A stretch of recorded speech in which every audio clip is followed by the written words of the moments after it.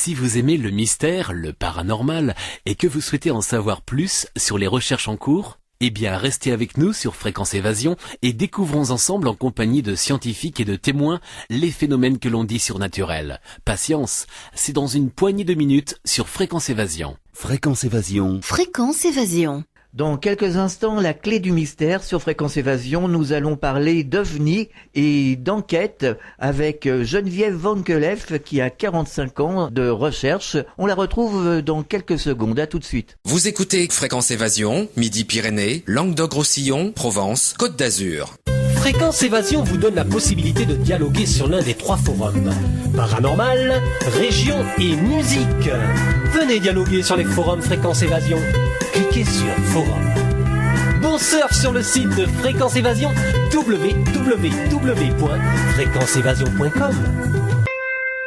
Fréquence Évasion, c'est la chaleur provençale, une vraie bouffée d'oxygène. Fréquence Évasion, le soleil du Grand Sud. Geneviève Van Kelef, bonjour et merci d'être avec nous. Bonjour monsieur. Alors, nous allons parler d'un sujet un peu scabreux pour certains, celui des extraterrestres. Alors, vous avez 45 ans de recherche, d'enquête. Qu'est-ce qui vous a donné l'envie d'enquêter sur ce sujet? Ah, eh bien, au départ, j'ai lu un livre d'Aimé Michel qui était sur les ovnis. C'était le premier qui paraissait en France d'ailleurs. Et il m'a beaucoup intéressée. Et à partir de là, eh bien, j'ai continué. Je finissais par acheter tous les livres anglais qui paraissaient, que j'achetais aux États-Unis. Et puis, je me suis mise à les traduire parce que il me semblait que l'information en France était assez restreinte. Tout à fait.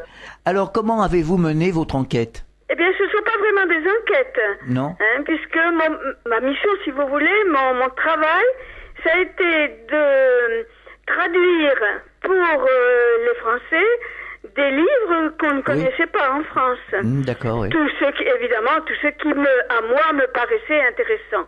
Alors, parfois, je résume des passages et je traduis ceux qui me paraissent vraiment à lire. Parfois, je traduis textuellement un livre de A à Z, complètement. Comme par exemple le livre du colonel Corso qui n'est toujours pas paru en français, dont la traduction n'a jamais paru. Ou parfois, alors, je fais des recoupements avec des cas qui se ressemblent, etc. Donc, c'est un livre beaucoup plus construit. Alors justement, les personnes que vous avez traduites, quelles étaient-elles? Est-ce que c'était des gens qui faisaient partie du milieu scientifique? Qu'est-ce que ça vous a apporté justement, ces traductions de livres? Ça m'a beaucoup apporté parce que c'est vrai que quand on touche à un sujet aussi passionnant, eh bien on touche à beaucoup de choses et c'est vrai que j'étais obligée, là vous touchez quelque chose, j'étais obligée de faire des recherches à la fois scientifiques quelquefois parce qu'évidemment j'étais obligée de traduire quelquefois des choses très techniques. Non seulement sur les extraterrestres, mais sur l'énergie libre, par exemple, etc. Ou alors, dans d'autres domaines, évidemment, l'archéologie ancienne, et même après, en sociologie, en psychologie, on est obligé, parce que, évidemment, ça touche à peu près tous les problèmes humains. Parce que dès le départ, ce qui m'a surtout intéressé, c'était les enlèvements, dont on ne parlait presque pas à l'époque, puis ensuite, les extraterrestres eux-mêmes. Voilà. D'accord. Alors, est-ce que justement les personnes que vous avez traduit les livres, ce qu'ils écrivaient dans leurs livres, étaient fondés sur des preuves? Oui. Alors, évidemment, ce que je cherchais surtout, c'était de ne pas me faire avoir. Bon, parce qu'il y avait des livres, par exemple, que vous connaissez sûrement, les livres de Raël, les livres de Jean Miguel, enfin, il y a énormément de livres, il y a plusieurs livres français que je n'admets pas du tout. Ah oui, tout à fait. Voilà. Par contre, on finissait aux États-Unis, comme il y avait quand même beaucoup plus de parutions et beaucoup plus aussi de commentaires.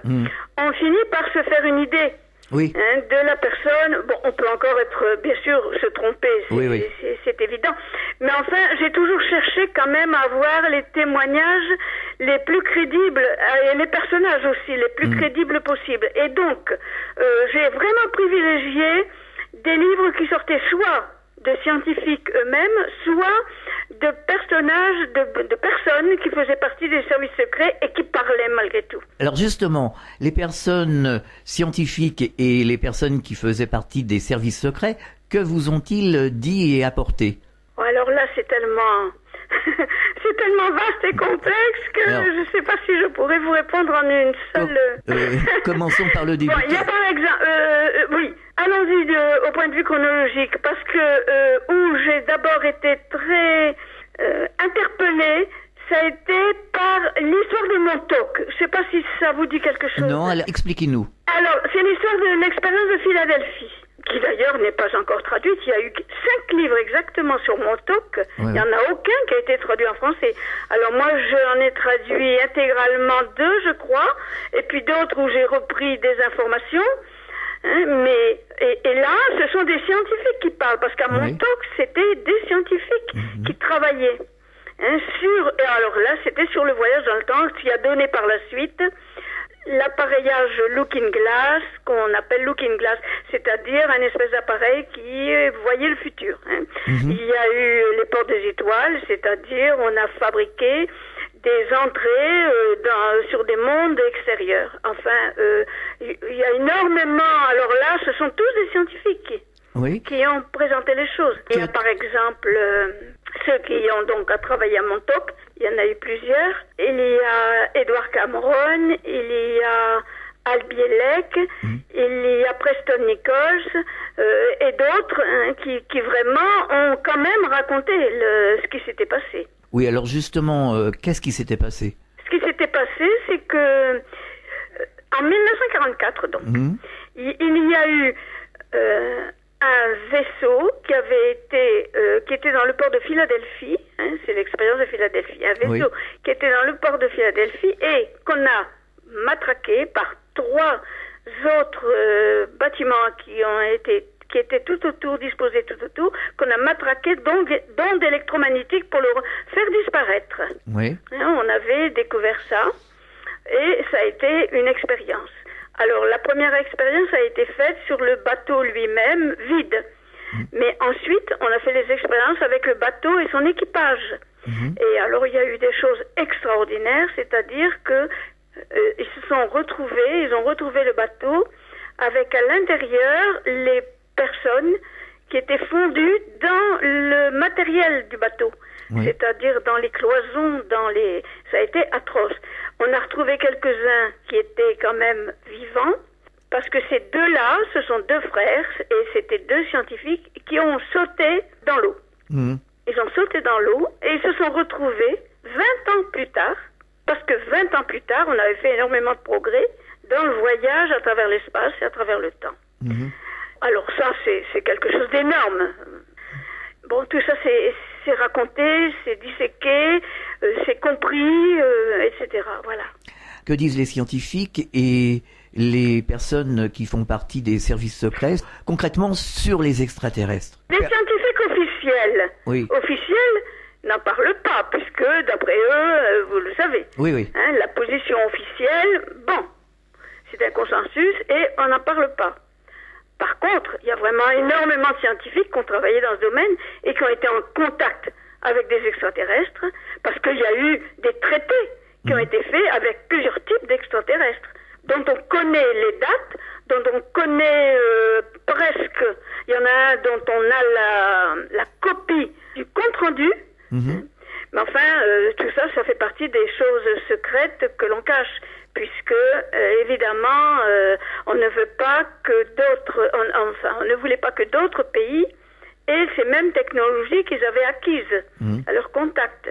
Et par contre, en fait, la Russie, elle en était presque au même point. Donc, ils avaient aussi leur contact. Est-ce que ces scientifiques travaillaient pour le gouvernement ou ils travaillaient en solitaire?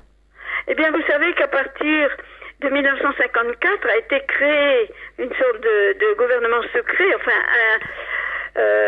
disons un groupe qui était composé de militaires et de scientifiques et qui a travaillé à part, qui travaillait avec avec tout ça, avec les extraterrestres, avec la technologie nouvelle, etc. Donc, il est toujours là. Hein. Vous savez qu'on l'a appelé le MJ12 parce qu'au départ il y avait 12 personnes, on connaît ces personnes. Le MJ12, eh bien, il est dissous maintenant officiellement depuis 2005, mais en réalité, il doit encore travailler dans l'ombre, il n'y a pas de doute. Alors il paraîtrait qu'il y aurait 53 ou 55 races d'extraterrestres différentes recensées. De toute façon, personne ne sait combien il y a de races. Bon, de toute façon, il y a tout de même certaines races quand même, dont ceux qui ont travaillé avec eux, hein, ceux qu'ils ont rencontrés, qui sont bien déterminés, qu'on connaît bien. Oui. Et puis, il y a des visiteurs de temps en temps qui n'interviennent pas vraiment dans les histoires de la Terre. De toute façon, il y a toujours, au niveau cosmique, il y a toujours la non-ingérence qui existe, la loi de non-ingérence. Sauf qu'il y a un groupe extraterrestre qui ne le respecte pas. Ce sont évidemment ce qu'on a appelé les reptiliens. C'est une fédération où ils sont plusieurs. Il y a des reptiliens, il y a les gris d'Orion, et il y a ceux de Sirius B. Parce que il y a sur Sirius A, il y a des planètes où les habitants sont des amis. D'accord. Et comment ces extraterrestres viendraient sur Terre? Par quels moyens se déplacent-ils s'ils viennent? Oui. Il y a certainement plusieurs sortes de moyens de voyage. Il y a, mais le plus facile, celui qui est le plus connu, c'est celui qu'on appelle par les trous de verre. Vous savez que dans l'espace, il y a des endroits qui nous paraissent à des années-lumière et qui en fait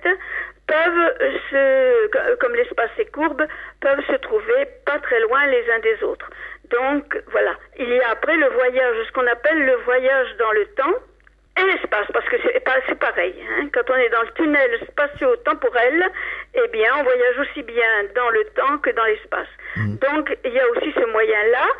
Par contre, je crois que certains voyages qui ne sont pas très loin, eh bien là se font d'une manière peut-être un peu plus conventionnelle pour nous, tout au moins, en dépassant à peine la vitesse de la lumière. Ce que nous, on n'est pas capable de faire d'ailleurs. Alors là, paraît-il, ce qui est en jeu, c'est l'antigravitation. Mais vous l'expliquez. D'ailleurs, je crois que même des grands scientifiques ont du mal à l'expliquer. On constate qu'ils peuvent le faire. Oui.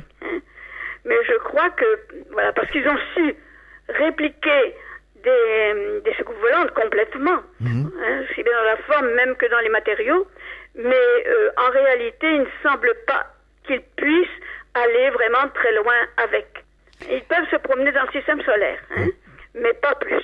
Parce que ces engins, finalement, que les personnes décrivent, qu'ils voient un peu partout, est-ce qu'ils ont une réelle densité ou alors est-ce que ce sont des hologrammes? Oui, voilà. C'est une bonne question. Eh bien, non. En réalité, ils sont tous quand même matériels. Oui. C'est sûr qu'ils sont tous matériels. Par contre, il est certain qu'il y a aussi des entités, enfin des extraterrestres ou entités, ou intelligences du dehors, qui ne sont pas dans notre continuum espace-temps, qui ne sont pas en troisième dimension, donc qui ont eux aussi des moyens de transport de leur type, c'est-à-dire de quatrième, cinquième ou même sixième dimension. Mais il ne faut pas oublier quand même que des engins ont été récupérés, vous le savez. Oui. Et ils existent toujours, ils sont toujours là où on les a mis. Ils ont été observés, etc. Voilà. Par contre, ce qui est assez spécial, c'est qu'il y en a beaucoup qui ont l'air d'avoir des entités biologiques qui les conduisent. Mais les entités biologiques font partie du moyen de locomotion. C'est-à-dire que si elles sont mortes, on ne peut plus faire aller l'engin. Ah d'accord, oui. Vous savez, c'est certainement quelque chose de très très très complexe et le réduire à ce que certains écrivains le réduisent, c'est vraiment se moquer du monde. Oui, tout à fait. Est-ce que justement ces engins qui ont été récupérés, ils ont été récupérés par qui d'ailleurs? Je pense déjà à l'affaire de Roswell. On a récupéré des cadavres. Est-ce qu'on a récupéré des engins concernant Roswell? Est-ce que c'est la vérité? On a récupéré tout. Oui. Des objets volants. On a même récupéré des objets volants qui ont été mis à notre intention absolument intacts. Oui. On a récupéré des personnages morts dont on a fait les autopsies, et là on a tous les rapports d'autopsie. On a récupéré des blessés, on a récupéré des vivants. Et ces vivants de plusieurs types. Ah oui. Et là aussi, par la suite, je me suis beaucoup intéressée à Dan Burich, qui est un biologiste qui a travaillé donc à l'ère 51, Ah oui, oui. à S4, c'est-à-dire une base profonde qui est un petit peu plus loin que l'ère 51, et qui a été en contact avec ce qu'on appelle un zeta du réticule, parce qu'ils ont dit qu'il venait des zeta du réticule, on n'est pas sûr, mais enfin, un des gris qui a communiqué avec lui, qui l'a vu tous les jours, qui l'a observé, sur qui on a fait des expériences biologiques acceptées par le gris, etc. Ouais, ouais. Donc là, toute l'histoire de Dan Burich, c'est quelque chose d'énorme aussi. Et en plus, les services secrets ont accepté, c'est en 2005 que Dan Burich raconte son histoire, raconte son expérience, et l'a raconté complètement. Voilà, faut pas croire, tout n'est pas toujours caché, il y a bien des moments où ils veulent que ça se sache. Oui, certainement. Mais c'est pas pour ça que la presse s'en empare, hein. Tout à et fait. pourtant, ça a été, bon, c'est sur Internet, d'accord, mais personne n'ose en parler. Pourquoi? Parce que c'est la peur, hein. alors, est-ce qu'il y a des extraterrestres, justement, ces personnes que vous disiez qui ont été récupérées vivants, est-ce qu'ils sont toujours ici? Et je suppose que ça se passe dans l'ère 51, dans la base 51? Eh bien, là, celui de l'ère 51, qu'on appelle Giraude, hein, Oui. parce que la première fois parce qu'il ne parle pas, et il ne parlait pas. Non. Ça n'était que des contacts, quelquefois télépathiques, mais avec qui il voulait bien, Oui. et très difficile, hein. Il n'y a que Dan Burich qui arrivait vraiment, enfin, et encore, pas à comprendre ce qu'il disait, mais enfin, à ressentir ce que l'autre voulait bien qu'il ressente. Oui. Hein. Ils étaient deux mais c'était pas l'accident de Roswell. Mais là, ils étaient deux qui ont été récupérés vivants. Un a été à la base de Los Alamos et l'autre a été mis donc à l'ère 51. Et d'ailleurs, Dan Burich a rencontré le monsieur qui les avait vus aussi à Los Alamos. Ils ont pu se comparer leurs observations, ce qu'ils ont pensé, etc.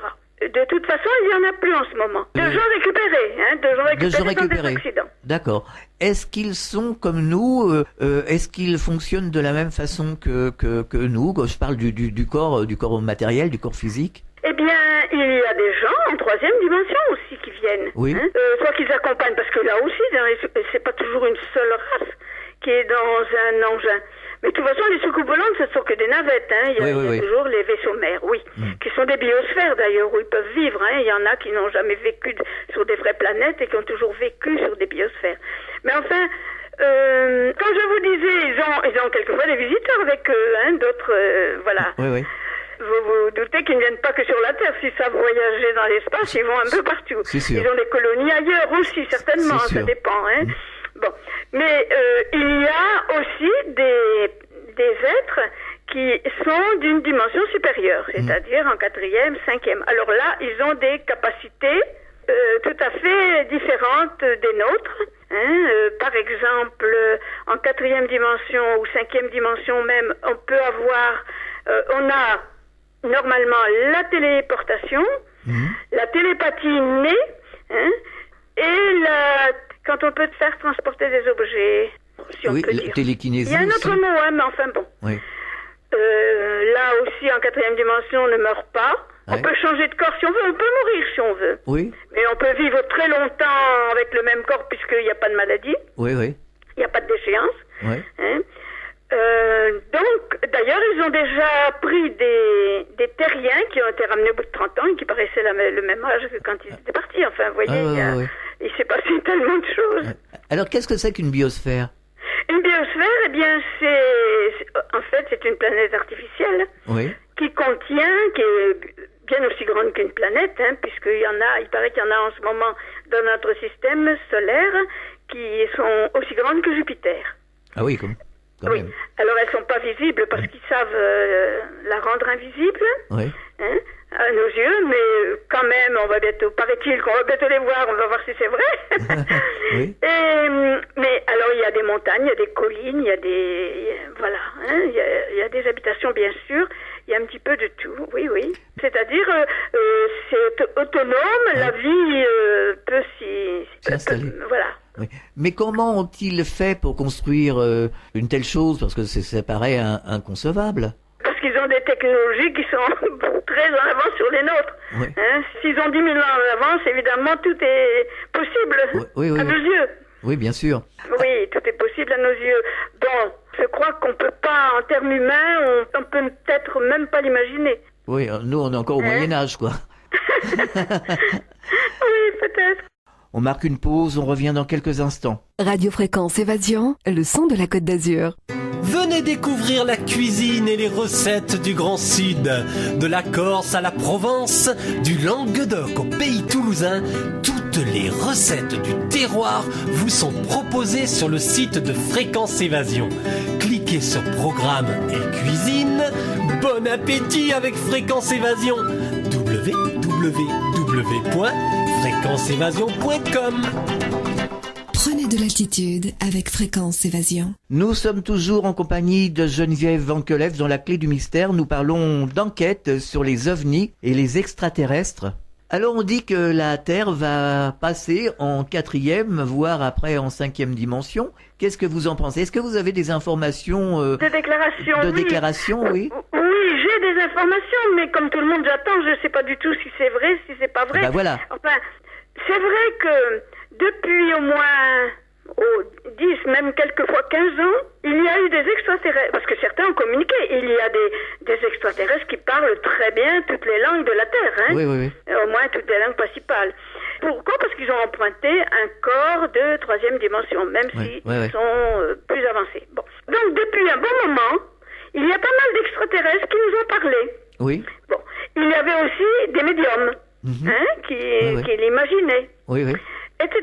Et puis là, il n'y a pas longtemps, je crois qu'il y a à peine 2 ans, on a eu des informations de quelqu'un qui est en contact avec la biosphère principale, mais tout à fait bénéfique, bienveillante, qui essaie de nous aider, qui essaie d'aider la Terre. Et ces informations, eh bien, elle nous les donne au fur et à mesure, cette personne nous les donne au fur et à mesure qu'elle les obtient. On sait qui elle rencontre, et elle a 5 personnages qu'elle rencontre. Elle est déjà allée dans leur biosphère. C'est vraiment du concret. Bon, maintenant, c'est ce qu'elle raconte, donc vous savez, c'est pas plus bon. Mais jusqu'à présent, tout ce qu'elle a annoncé, ça s'est avéré exact. Et le mieux, c'est qu'elle donne, elle, des dates. Oui. Alors, elle prétend que nous devrions entrer en 4e dimension en 2014. Oui, parce qu'on dit que c'est déjà commencé. Tous les jours, on dit que les fréquences changent. D'ailleurs, les fréquences, c'est vrai qu'elles ont changé puisque ça a été prouvé scientifiquement il n'y a pas longtemps. Mais on dit que tous les jours, on se dirige vers la 4e dimension. Oui, de toute façon, il y a une opportunité. L'opportunité, c'est que nous sommes le système solaire tout entier et dans l'équateur de la galaxie. Oui. De notre galaxie. Donc, il est en contact, mais si vous voulez, il reçoit directement les énergies du trou noir qui est au centre de notre galaxie. Oui. Donc, c'est le moment ou jamais où tout le système solaire puisse changer ses vibrations, avoir des vibrations supérieures et passer en 4e dimension.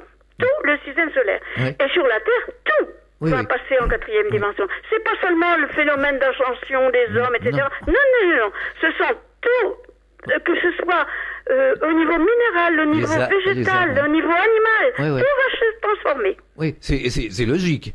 C'est logique de toute façon que tout est obligé de se transformer. D'ailleurs, il paraît que le système solaire l'a déjà raté 2 fois. On espère que cette fois-ci, ça va marcher. Mais comme ça fait énormément de bouleversements, eh bien, c'est pour ça qu'il y a énormément aussi d'amis dans notre système solaire en ce moment qui essaient soit d'équilibrer la Terre, soit parce qu'ils ont heureusement qu'ils ont des moyens techniques pour beaucoup de choses. et que ça marche. Parce que d'habitude, jusqu'à présent, quand ça s'est passé dans d'autres galaxies ou dans notre galaxie, mais dans d'autres périodes, bien sûr, ça n'arrête pas de se faire. Mais il y a eu une destruction complète de la vie. Tandis que cette fois-ci, on veut conserver la vie, que ce soit animale, végétale ou humaine, on veut la conserver, et surtout, on veut que l'homme en ait conscience de ce changement. Donc, voilà, c'est une expérience énorme qui n'a certainement jamais existé ou jamais existé depuis les temps historiques, et que l'on va pouvoir vivre. Mais pourquoi la Terre l'aurait raté 2 fois, cette entrée dans la 4e dimension? On m'a pas dit ça. On vous a pas informé. On m'a pas informé, non. Alors donc, en 2014, on rentrerait en 4e dimension, mais d'une manière définitive. Définitive. On retourne jamais en arrière. Oui, parce que non. Ce que je veux dire, c'est que à partir d'aujourd'hui, ça a commencé il y a quelque temps. On change de fréquence, on se dirige vers la 4e dimension. C'est peut-être pour ça que certaines personnes ont des perceptions sensorielles ou extrasensorielles qui s'affinent. Il y a même des gens qui deviennent médiums d'un seul coup. Enfin bon, bref, il y a toutes sortes de choses qui se produisent. Est-ce que tous les jours on arrive jusqu'en 2014 et en 2014 on aura basculé vraiment dans la 4e dimension? Tout à fait. Voilà, c'est ça. Il y aura une nuit, il va y avoir le bascule. Oui. Enfin, d'après ce qu'il dit, c'est pareil. Oui. Ça me semble extraordinaire, mais bon, de toute façon, ce qui va se passer, ça va être extraordinaire. Bon, alors voilà, ce serait comme ça, c'est vrai. Alors, qu'est-ce qui va se passer, justement? Ce qui va se passer, c'est qu'on va devenir plus grand, c'est-à-dire que nos cellules seront toujours à base de carbone, mais elles s'arrangeront d'une autre manière, c'est-à-dire que le carbone sera un cristal. Oui. Donc, les cellules seront cristallisées. Alors, ce qui fait que tout notre aspect physique va changer. Eh bien, notre conscience également, bien qu'elle soit toujours là, elle sera toujours. Je crois qu'on continuera à avoir conscience de ce qu'on était maintenant. Voilà, et que toute la vie va changer. Il y a des choses qui vont disparaître. Par exemple, tout ce qui est synthétique, on va plus le voir, ça va disparaître. Oui. Tout ce qui est humain, tout ce qui est nature, au contraire, va reprendre ses droits. Oui. Si vous voulez, même, bon, évidemment, il faudra se réorganiser. Il faudra tout remettre en place et certainement avoir un autre comportement. Mais je pense qu'on l'aura parce que tout le monde étant en 4e dimension ou en 5e dimension, il y aura beaucoup d'îlots de 5e dimension parce qu'il y a beaucoup de gens qui sont suffisamment avancés pour passer directement en 5e dimension. Et je pense que ça se fera très, très facilement et très naturellement. Évidemment, ceux qui ne peuvent pas supporter ces vibrations de 4e ou 5e dimension, eh bien, seront éliminés, ils mourront. Oui. Et d'ailleurs, on peut se poser des questions parce qu'on dit que la vie rallonge, on raconte beaucoup de choses, mais on constate que beaucoup de personnes meurent en ce moment, notamment du cancer, des maladies. Enfin, on voit que quand même, il y a une population qui est largement décimée un peu partout sur la planète. C'est vrai. Et maintenant, toutes les catastrophes géologiques qui se produisent sont tout à fait comprises et naturelles, puisque c'est vraiment les énergies que reçoit le Soleil se répercutent évidemment sur toutes les planètes du système solaire, puisque même on s'est aperçu que sur Mars, sur Jupiter, etc., tout se réchauffait également, etc.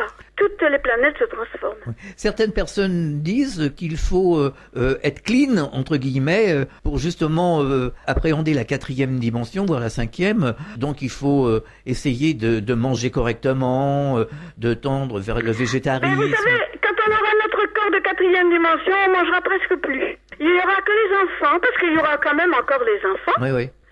Il y aura encore des enfants qui vont croître certainement plus lentement que maintenant, puisque la vie sera beaucoup plus longue, tout au moins la vie voulue.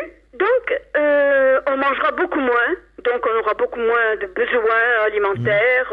Il y aura plus, évidemment, vous voyez, tout à partir de là déjà, Oui. Ensuite, la population sera beaucoup moins importante parce qu'il paraîtrait que ceux qui choisissent de rester en troisième dimension, il y a peut-être des gens qui préfèrent rester en troisième dimension, avec bien sûr chaque dimension ses bonheurs et ses malheurs, bien que la quatrième sera quand même beaucoup plus intéressante. Mais enfin, ceux qui veulent rester en quatrième dimension sont emmenés, paraît-il, sur une planète vierge de troisième dimension. Dites voir, ça va faire du monde, emmener. Oui. Il est estimé que à peu près 50% de la population, à ce moment-là, le jour où ça va se passer, va choisir de rester sur Terre et de passer en quatrième. Ah oui, quand même, c'est énorme. Donc finalement, il n'y en a pas beaucoup qui vont passer en quatrième, voire cinquième dimension. La moitié, c'est déjà pas mal. Oui, mais enfin, l'autre moitié, ça représente quand même pas mal de monde. Et si ils pourront pas rester ici, et donc ça va faire. Ils vont partir, on va les emmener sur une autre planète. Ça va faire beaucoup de monde, hein. Comment ils vont transporter ces gens-là? Toutes les biosphères sont déjà prêtes. Oui, mais elles peuvent contenir des milliards. Seulement, ce qu'il y a aussi, il va falloir qu'on soigne les gens avant. Oui, ça va faire du boulot, hein. Oui, ça va faire du boulot. Là, il n'y aura pas besoin de s'inscrire à Pôle emploi. Il y a 6 biosphères médicales qui sont déjà dans le système solaire. Ah oui, en effet. Et donc, d'un jour à l'autre, comme ça, on se réveille en quatrième dimension, mais alors on doit être complètement perdu, quoi. On n'a plus les mêmes repères, les mêmes sens. Tout à fait. Est-ce qu'on sera avec les mêmes gens? Est-ce qu'on sera... oui, voilà. Oui, c'est ça, c'est quand même... Ah oui, là, c'est la grande inconnue, là. Oui, c'est quand même inquiétant. Vous savez, comme tout changement, c'est une aventure, hein. Et vous n'avez pas l'impression que les choses vont se faire plutôt progressivement? Non, justement, c'est ça le problème. Ah bon? C'est que ça va pas se faire progressivement. C'est déjà commencé, hein. Le passage de la galaxie, ça a commencé en novembre 2011. Oui. Voilà, et elle sera pas terminée non plus. Elle va continuer, mais c'est une des raisons pour lesquelles on a parlé beaucoup de décembre 2012. Oui. C'était parce que c'était le maximum, l'optimum. Oui. Oui, tout à fait. Donc voilà, donc c'est une information, c'est vrai, qui chiffonne un petit peu la tête des gens. Beaucoup d'auditeurs nous en parlent de cette quatrième dimension parce que il y a des informations qui circulent un peu partout sur Internet. On en parle de plus en plus, sauf dans les grands médias, bien entendu. Bien entendu. Comme d'habitude, donc c'est pour ça que je vous posais la question. Oui, tout à fait. Et donc, revenons aux extraterrestres et parlons des enlèvements. Alors, il y a quand même des témoins, il y a quand même des gens. D'ailleurs, c'est Marie-Pierre de Brosse qui avait écrit un livre, comme ça, c'est pas Marie-Pierre, mais enfin, je me rappelle plus de son prénom. Non, attendez, oui, elle a écrit un bon livre d'ailleurs. De Brosse, en tout cas, voilà, qui a écrit un livre sur les enlèvements. Qu'est-ce que vous avez appris justement sur ces enlèvements extraterrestres? Alors, moi, les enlèvements, je les connaissais bien, puisque j'avais lu déjà énormément de livres américains sur les enlèvements. Marie-Thérèse, non? De Brosse, c'est ça. C'est de Brosse, je crois. Oui. Oui, voilà. C'est tout à fait exact. Les enlèvements, c'est du vrai, du concret. Avec les implants, vous savez que le docteur Lair en a retiré plusieurs, 7 ou 8, mais on peut pas beaucoup les retirer parce qu'ils sont sur des nerfs et c'est vital. Il y a énormément de choses. Si les enlèvements, c'est quelque chose qu'on ne peut pas nier. Alors concrètement, ces enlèvements, ils se produisent comment? Alors, les enlèvements sont faits, évidemment, ont surtout été faits par les factions négatives, c'est-à-dire c'était les gris qui travaillent pour les reptiliens. Alors là, ça a été assez horrible.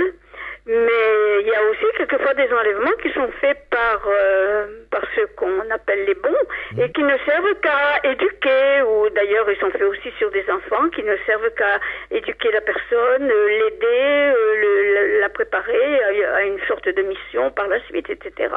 Alors évidemment, dans ce dernier cas, on ne travaille pas sur le corps, sauf peut-être pour soigner quelque chose de défectueux. Mais de l'autre côté, il y a eu énormément. Et puis après, il y a tous les enlèvements qui ont été faits par les militaires. D'abord militaires plus gris en même temps, puis ensuite par les militaires tout seuls. Alors il y a des témoignages, il y a des preuves de ces enlèvements? Ah oui, parce qu'il y a les preuves sur le corps. Par exemple, des prélèvements de muscles qui se ressemblent tous, au début, voilà. Ils sont tous la même forme, on sait où ils les prennent, etc. Après, il y a des implants qui sont mis, on sait aussi où ils sont. C'est toujours mis aux mêmes endroits. Il y a, qu'est-ce qu'il y a encore? Il y a des enlèvements à plusieurs. Il y a eu des enlèvements une fois de 200 militaires. Mais il y a de ces choses qui n'ont jamais été dites. Mais moi, j'ai traduit le livre de celui qui l'a raconté. C'est atroce. Hein. Il y a des enlèvements de personnes même très bien placées. On n'a pas su le nom vraiment, hein, mais enfin... On a su qu'il avait été enlevé, enfin oui, ça les enlèvements c'est une évidence. Hein. Alors des enlèvements justement on en parle beaucoup, hein, des gens qui disparaissent, des jeunes aussi, des ados, bien entendu ce ne sont pas spécialement les extraterrestres, il y a des gens qui font des fugues de chez leurs parents ou il y en a qui ont des accidents, etc. etc. Mais est-ce qu'il n'y aurait pas une partie qui ferait partie justement des enlèvements extraterrestres? Ah ben oui, c'est ce que je vous dis. Avec les implants, ça n'a pas été mis par les hommes, hein. Ce sont des implants tout à fait spéciaux. Oui, mais ceux qu'on ne revoit pas. Ils peuvent en mettre, maintenant, ils peuvent mettre des puces et tout ça. C'est d'ailleurs de la technologie qui vient en général. Mais les enlèvements, oui. Oui. Extraterrestres, c'est certain. Oui. Et parmi les personnes qu'on ne retrouve jamais. Aussi, il y a certainement des gens, qui ont été enlevés complètement. Et il y a même certains dont on sait qu'ils sont... Il paraîtrait qu'il y a eu un groupe qui a été enlevé, et puis certains n'ont pas voulu revenir sur Terre, par exemple. Est-ce que les crop circles, ça c'est un autre problème qui nous est posé, est-ce que les crop circles sont des messages adressés par les extraterrestres? Le problème des crop circles, c'est un problème aussi très très intéressant, parce que moi on peut les voir. Hein. Je ne sais pas si vous les avez vus, mais moi je suis allée les visiter. C'est vraiment exceptionnel, c'est vraiment très beau et c'est vraiment énorme. Et quand on les voit d'un hélicoptère, c'est incroyable. Mais c'est vrai qu'ils prétendent que ce sont les hommes qui les ont fait. Bon, de toute façon, si, même, ils n'ont pas été faits de la Terre. C'est-à-dire, c'est pas des choses écrasées, on le sait, hein, puisque on a fait toutes les recherches. Les épis ne sont pas écrasés, enfin, il y a eu une certaine façon d'être plié, on sait à quel nœud, ça fait des transformations biologiques sur la plante, etc., etc. Bon, donc, ça ne pourrait être fait, si c'était fait par des terrestres, ça ne pourrait être fait que par des scientifiques qui seraient déjà des scientifiques avec des capacités énormes et qu'on ne connaît pas. Avec une technologie que l'on ne connaît pas. Ça, c'est évident. Alors, bien sûr, moi qui pense que des extraterrestres sont sur Terre, soit sous forme directement une forme humaine, ou soit étant walk-in, c'est-à-dire en ayant pris le corps d'un terrien, eh bien, évidemment, je me dis que les crop circles, surtout au moins les plus beaux, les plus grands, les magnifiques, sont des messages, oui. D'ailleurs, certains ont été décodés. On a pu les décoder. Par contre, il y en a certainement d'autres qui sont autre chose. Mais enfin, en tout cas, on disait toujours que ça va s'arrêter, et tous les ans, ça recommence. Oui, tout à fait. Et ils sont tous différents. J'en ai jamais eu deux semblables. Et il paraît qu'il y a des crop circles qui sont faits très très rapidement.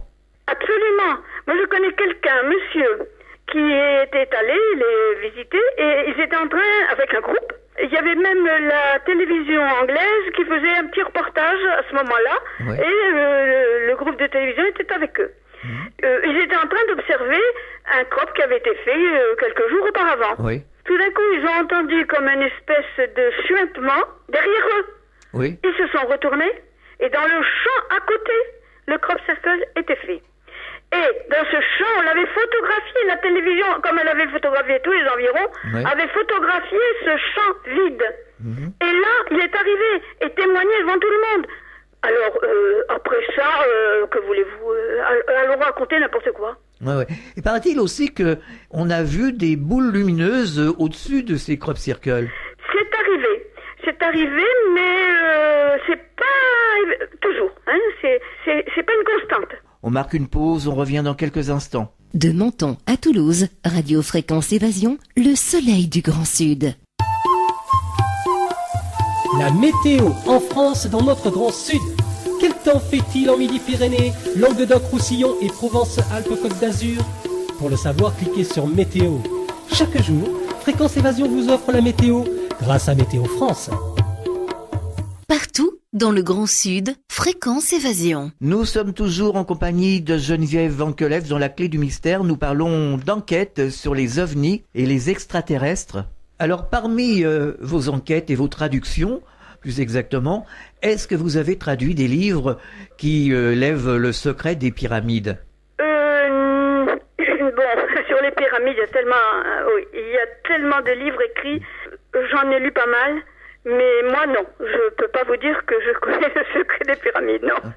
Parce qu'on dit que l'origine des pyramides, finalement, serait extraterrestre. Oui, vous savez, c'est dit de beaucoup de choses dont on ne connaît pas encore comment ça a été fait.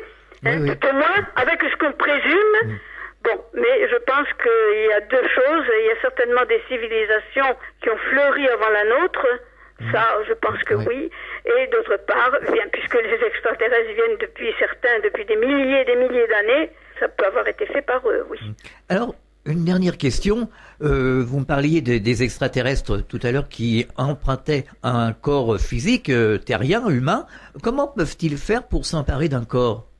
Alors, il y a deux façons, oui. Alors, il y a la faction mauvaise, là, les reptiliens gris, etc., qui peuvent s'emparer, oui, au moment de la mort. Au moment de la mort. Ils peuvent vraiment s'emparer d'une âme. Oui. Et donc pouvoir faire revivre le corps et l'occuper. Ah oui. Ça, il paraît que ça existe. Bon, si vous voulez, on n'a pas vraiment des exemples, puisqu'on ne peut pas le prouver. Non. Par contre, les walkings d'extraterrestres de 4e, 5e, 6e dimension qui prennent un corps parce qu'ils veulent faire quelque chose et veulent nous aider. Oui. Et ils veulent avoir une mission sur Terre. Cela, eh bien, c'est très bien expliqué. Et il y en a énormément en ce moment. Alors, ça se passe soit si une personne, par exemple, veut se suicider. Oui. Alors, il y a un accord entre les deux âmes avant. Et à ce moment-là, où la personne, donc, si vous voulez, l'âme de la personne qui veut se suicider s'en va, et le walking prend sa place. Oui. Ça peut être aussi dans une opération chirurgicale, quand la personne est complètement endormie. Mais chaque fois que c'est avec une personnalité d'une dimension supérieure, c'est toujours un accord entre les deux âmes. Oui. Et puis les deux âmes ont des affinités énormes. Et ces deux âmes sont allées vivre sur déjà des planètes en commun, etc., etc. On dit que ce sont des âmes jumelles. Donc, ensuite, il y a la troisième possibilité. La personne qui veut bien donner son corps, alors elle fait un voyage astral très poussé, vraiment de très haute qualité. Alors voilà, il y a trois possibilités. Et il paraîtrait même qu'il y aurait quelquefois des petits essais. C'est-à-dire que la personne qui veut occuper le corps, l'autre, elle s'endort ou l'âme s'éloigne et la personne le fait pendant un petit moment. Mais finalement, la famille, alors, doit trouver un changement de personnalité parce qu'au moment... Oui, voilà. Il y a toujours un changement de personnalité. Mais ce qu'on peut faire maintenant, et quand c'était avant, quand ça se passait dans les temps anciens, peut-être pas si anciens que ça, mais enfin, le walking, donc, perdait toute la mémoire de l'autre. Oui, bien sûr. Tandis que maintenant, eh bien, on est capable de donner la mémoire qui ne fait pas partie de l'âme, en fait. Bon, elle paraît en faire partie, mais en fait, c'est quelque chose qu'on peut récupérer magnétiquement. Oui. Et on peut donner donc l'ensemble de la mémoire passée de la personne, du walk-out, au nouveau walk-in. Comme un fichier MP3, comme un enregistrement, finalement. Voilà. Exactement, c'est enregistré. Voilà. D'ailleurs, il paraît que les services secrets, la NSA, tout ça, font ces choses-là. Oui. Par exemple, ils font des clones et ils y introduisent la mémoire d'une personne. Ah oui. Oui, l'ensemble mémoire de la personne. Et donc c'est quand même assez surprenant tout ça. Ce qu'il y a, c'est ça. C'est qu'on est entré dans des technologies qui sont vraiment, qui nous dépassent énormément, dont on ne soupçonne pas l'importance. D'ailleurs, ces extraterrestres, finalement, qu'est-ce qu'ils pensent de la mort, finalement? Eh bien, voilà. Ceux qui sont plus hauts que nous, eh bien, pensent que la mort n'est pas nécessaire, la souffrance non plus. Oui. évidemment, il n'y a qu'en troisième dimension, mais aussi, en troisième dimension, il y a certainement, ça permet de faire énormément d'expériences, parce qu'on meurt vite, oui. Et donc on peut très vite changer d'expérience. Et bon, il est vrai que de toute façon, ils peuvent mourir quand même, puisqu'il y a eu des batailles, hein. Oui, oui. Il y a eu des batailles dans lesquelles ils sont morts. Hein. Et il y a aussi, quand ils choisissent de mourir, parce que par exemple, la vie qu'ils ont depuis, disons, 900 ans ou 1000 ans, bien, ne leur convient plus. C'est pour ça qu'il y a des enfants. Il faut bien, quand même, renouveler. Oui, oui, tout à fait. Donc, on peut accepter de mourir et de revivre chez un enfant, oui, de repartir bébé. Même dans ces extraterrestres, même dans ces dimensions supérieures. Alors, par exemple, on parle souvent de l'au-delà, la tradition nous parle de l'au-delà, donc moi j'ai fait des émissions donc avec Jacqueline Bousquet qui nous parle des champs informationnels, plan oui. H1, H2, H3, oui. Donc le plan H1 c'est l'information, le plan H3 c'est ce qu'on appelle vulgairement l'au-delà, enfin la tradition tout au moins, qui est un champ de lumière semi-matériel et enfin semi-matériel d'un côté et immatériel de l'autre et réversible, et le champ H2 c'est tous les champs physiques où nous sommes actuellement.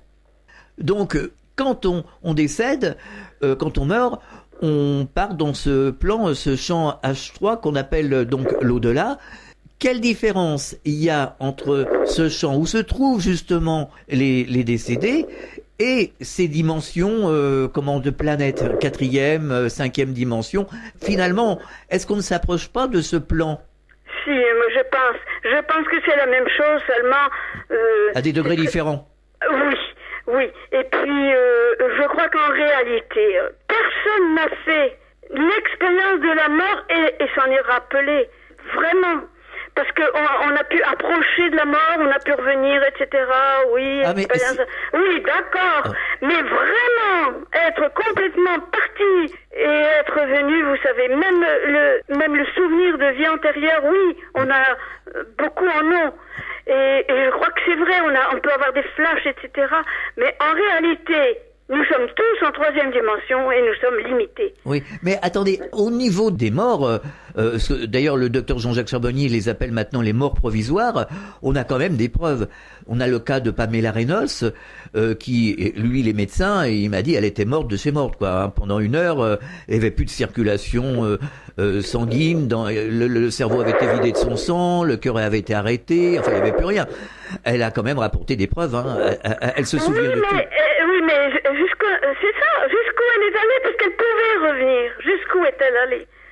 Elle pouvait revenir, elle a pu revenir parce que... Elle a pu revenir, donc... Oui, parce qu'on l'a fait revenir. Ben oui, mais même, parce que si elle était encore, c'était encore possible, je sais pas. Parce qu'on a remis le corps en route, mais sinon, d'ailleurs, on leur fait comprendre que finalement ils peuvent rester où ils sont. S'ils veulent, ils peuvent rester où ils sont. Il y en a quand même qui sont morts. Hein. Si le corps était pas reparti, il serait resté dans cet état. Je veux dire, il serait resté de l'autre côté. Donc on a la preuve, Ça je pense que là aujourd'hui, comme dit le docteur Jean-Jacques Charbonnier, Raymond Moody, tous ces gens-là, on a la preuve à 100% que l'après-vie existe déjà et qu'on est dans cet au-delà, dans cette dimension. Oui, mais ça, de toute façon, là, vous comme moi, on est tout à fait persuadés que l'esprit, oui, ça, il n'y a pas de doute. Ce que je voulais vous dire, c'est, est-ce que justement, finalement, quand on parle de 3e, de 4e, de 5e dimension, on parle de degrés, quelque part. Hein? Alors, attendez. On connaît quand même quelques trucs. Oui. On connaît un petit peu de choses quand même. Parce qu'en 4e dimension, il peut encore avoir le bien et le mal. Oui. Hein? Parce que, justement, les reptiliens sont de 4e dimension. Oui. Mais ils ne pourront plus jamais, c'est ça qui leur fait si peur, ils ne peuvent plus aller au-delà parce qu'ils ont choisi le mauvais choix. Ils ont fait le mauvais choix. Oui. Bon. Hein? Mais ils ont donc toutes ces facultés dont je vous parlais tout à l'heure, télépathie, etc.